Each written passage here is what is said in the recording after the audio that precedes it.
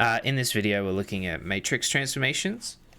So taking this idea of translating, changing the size of it, reflecting it or rotating it, and applying it through the lens of matrices. So a transformation T is a function which maps the points of a set X. We call that the preimage, to or original point, to a set of points Y called the image. So you can see that it could be multiple points or it could just be one point. Transformation is a change of position of points or a change in shapes due to a scale factor. Any transformation that can represent a 2x2 matrix is called a linear transformation. The origin never moves under a linear transformation, and an invariant point or fixed point is a point which is mapped onto itself after transformation. We will now consider the first of these, which is translations. So translation is a transformation that involves a shift of each point in the same direction. So we add a to the x, we add b to the y to get those new points x prime and y prime. So each x coordinate is moved a units parallel to the x-axis, and each y coordinate is moved b units parallel to the y-axis.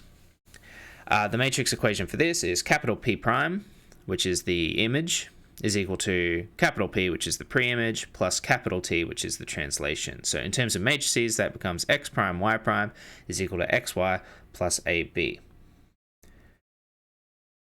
So note that the T lowercase denotes the translation itself, and T uppercase denotes the matrix of transformation. So if we look on this image here, that lowercase t is talking about where have they actually moved. So they've gone a units to the right, b units up. And you'd be able to draw that for every point that you're moving. So this example 17, I've already filled it out because it's pretty straightforward. We're just adding 5, -1 to each of these points. 2, -3, 0, 1, and -1, 2. So what we get are these 3 new points, 7, -4, 5, 0, and 4, -3. So we can see the entire pre-image goes 5 units to the right and 1 unit down.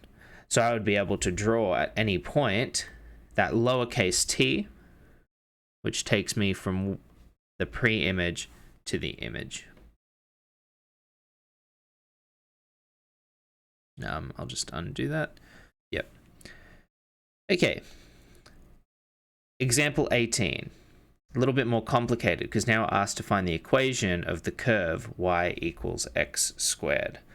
So in order to do that, we need to first write what a general point would move to.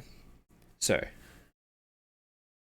x prime, y prime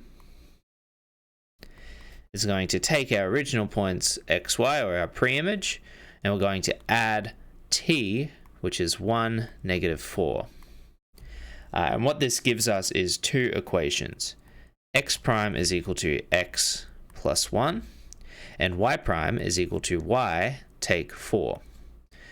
Now, if we want to change this original equation, we need the subjects of these 2 equations to be x and y, because then we can substitute them in and get our new equation in terms of x prime and y prime.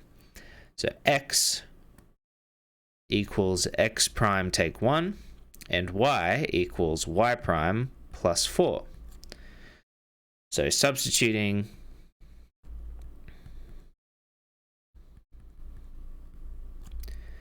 into y equals x squared, we get y prime plus 4 is equal to brackets x prime take 1 squared.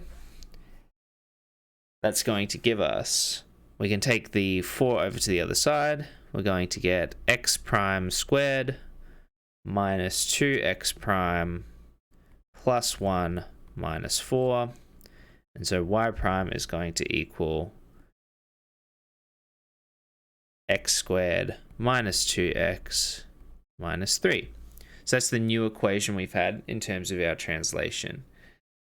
So if we had the original y equals x squared, that would just come through here, touching the origin, but we've now moved it 1 unit to the right and 4 units down. So our turning point is going to be down here now, and it's going to come up, hit the y-axis at -3, and then keep going up to the left. And it's going to keep going up to the right. So that is our new equation being translated 1 unit to the right and 4 units down. That's all the examples for today. Thank you very much for watching.